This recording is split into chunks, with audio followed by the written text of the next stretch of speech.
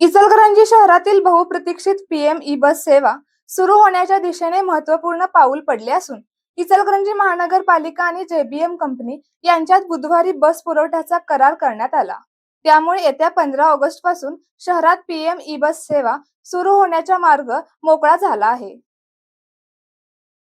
या करारावेळी महापौर उदय धातुंडे, आयुक्त पल्लवी पाटील, स्थायी समितीचे सभापती सतीश मुळीक, परिवहन समितीच्या सभापती अरुणा प्रमोद बचाटे, अतिरिक्त आयुक्त सुषमा शिंदे-कोले, जेबीएम कंपनीचे अधिकारी प्रदीप उंबरकर, परिवहन समिती सदस्य शशिकला कवडे, संतोष शेळके, गट नेते विठ्ठल चोपडे, नगरसेवक चंद्रकांत शेळके, प्रमोद बचाटे तसेच महापालिकेचे अभय शिरोलीकर आणि इस्राक बेग उपस्थित होते।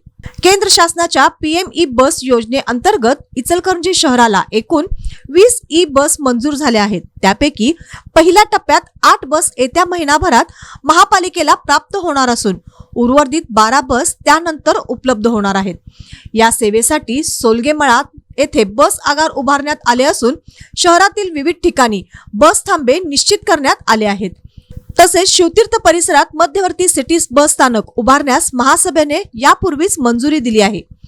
परिवहन समितीच्या सभापती अरुणा प्रमोद बचाटे यांनी ई बस सेवा सुरू करण्यासाठी सातत्याने पाठपुरावा केला।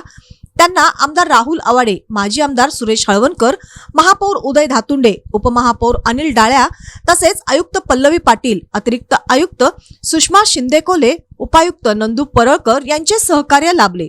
महापालिकेची आवश्यक पूर्वतयारी पूर्ण झाल्याने स्वातंत्र्य दिनापासून इचलकरंजीकरांना आधुनिक पर्यावरणपूरक आणि सुलभ सार्वजनिक वाहतूक सेवेचा लाभ मिळणार आहे।